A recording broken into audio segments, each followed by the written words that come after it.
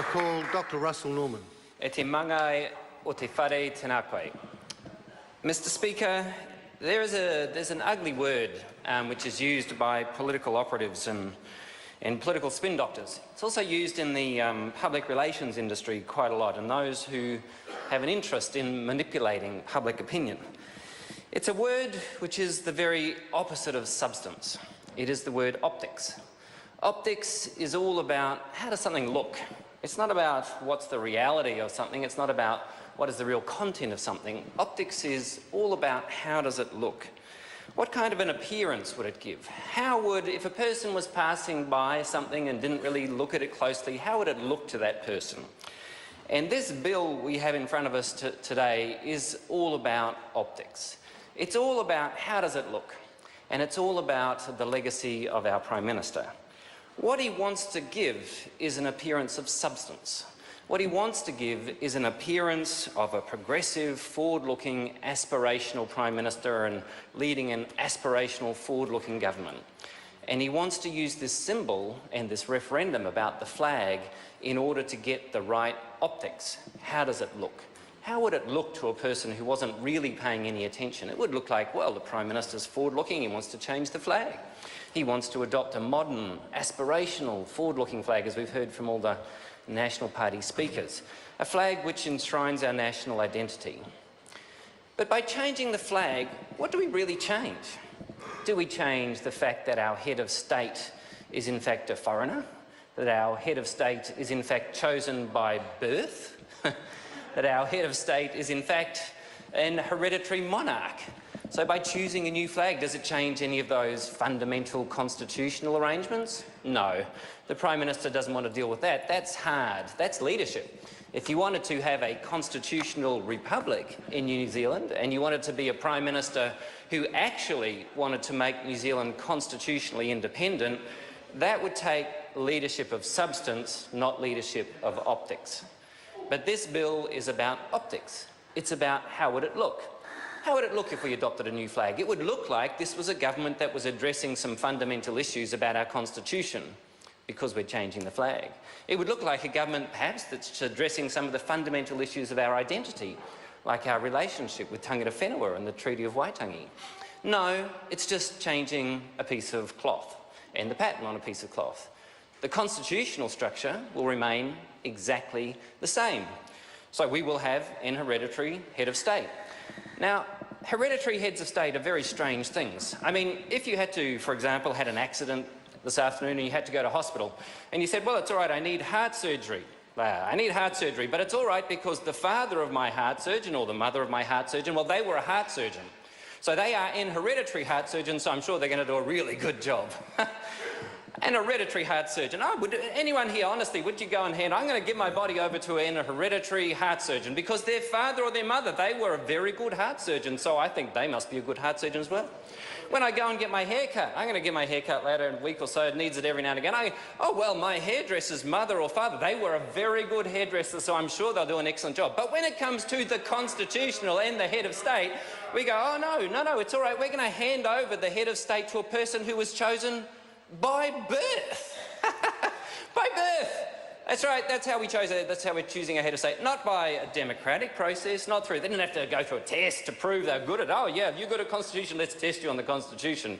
No, we choose them by birth. And this bill which gives the appearance of dealing with some really substantive issues about our nation, the flag, doesn't deal with any of the really substantial issues that confront our country. And that, from John Key's point of view, is the beauty of this referendum. It is manipulation of public opinion. It gives the appearance of substance without actual substance. It looks like the Prime Minister's addressing the big issues of the day, the big issues of the nation. Well, the Prime Minister is doing nothing of the sort. And that is exactly what he needs, because what he really wants is a fourth term as Prime Minister. Now, the Prime Minister talks about independence from the United Kingdom. This flag will symbolise our independence from the United Kingdom. Actually, it will do nothing of the sort. The head of state will still be a British person. Charles, perfectly nice fellow. In fact, on green issues, he's pretty good. You'd have to say I've got a lot of sympathy for Prince Charles on green issues. But as the person who should be the head of state of New Zealand. I don't think that's the right way to go about it. Think about the fundamental issues around the Bill of Rights. The courts have just ruled that this parliament breached the Constitution of New Zealand by saying prisoners aren't allowed to vote. Are we going to talk about that? We can't even have an urgent debate about that. The Speaker says, no, that's not serious enough. The Constitution of New Zealand, the fact that this parliament breached the Constitution of New Zealand by taking away prisoners' right to vote, according to the courts, that's not important enough to have an urgent debate. It's certainly not important enough to have a referendum about. Goodness sake, we've got to have that about the flag. Order. The member is now relitigating a stance that's a finding that's already been committed to the House by the Speaker. It is not up for debate. The member should get back to this debate, which is about the flag referendum, please. Thank you for your wise advice, Mr. Speaker. In terms of the flag, the Prime Minister has been very clear he wants to have a debate around optics. That's what he wants it about, not about substance, not about the Bill of Rights, not about the Constitution. Even though he talks about the Constitution in relation to this flag, Mr. Speaker won't let me talk about Constitution in relation to this flag, but the Prime Minister, of course, does. He gives the appearance that this is about substance. It is nothing of the sort. And the process itself is manipulative. That is the giveaway. When we had the MMP referendum, we had the first question, do you want to have first past the post or MMP? You had to decide, do you want to keep first past the post? If you said yes, if a majority said yes, we kept it. Majority voted for change. When we had the second MMP referendum, the first question, do you want to keep MMP or not? It was a yes-no decision. But on this referendum around the flag, the Prime Minister is purposely manipulating the process to push it towards the outcome he wants. That is manipulative. That is about optics. That is about spin. That is about government by spin.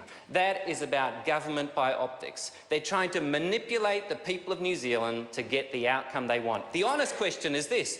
First question of the referendum, do you want to change the flag? My answer to that question is yes. I want to change a lot of things, actually. I want to have a proper democracy, which is what a constitutional republic's all about. I want to make sure that this parliament operates within the Constitution of New Zealand and the Bill of Rights. I want to do a lot of things. But on the question of how to do this flag referendum, it is manipulative the way the government has set up the referendum question to push it towards the result they want. Because if you don't want to change the flag and the first referendum comes along and you've got to pick between 4 different kinds of flags, if you don't want to change the flag, you're not likely to turn up to that referendum, as a matter of fact. And is there any quorum? What's the quorum? 10 people could turn up to this referendum. Is there any quorum for this thing? National Party members over there? What if 10 people vote in this referendum? What if the turnout's 20%? What if the turnout's 10% in that first referendum? Where will be the mandate for this new flag then? Right? There won't be. So, Mr. Speaker, this is all about optics. This referendum is all about optics, and it's all about making the Prime Minister look like he cares for something. May I remind you that Keith Locke put up a bill, which was the head of state bill, and the Prime Minister blocked it from even going to select committee. Now, that would have been a true debate around our identity, a true debate around our constitutional arrangements, but John Key said, no, we will not have a real debate. I'm not going to allow that. We can have a debate around my flag proposal, which is all about optics and perception, but we can't have a real debate. And I'm reminded, one of my reading habits lately has been Tom Paine, and I think there is a great Tom Paine quote about the monarchy. Tom Paine said, "A long habit of not thinking a thing wrong gives it a superficial appearance of being right." He was talking about the monarchy. This was just before the American Revolution.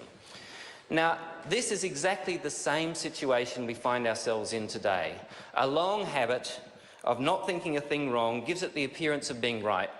We should address the real constitutional issues facing our country. Constitutional monarchy, constitutional republic, rather than being caught up in the Prime Minister's optics around this referendum around a flag.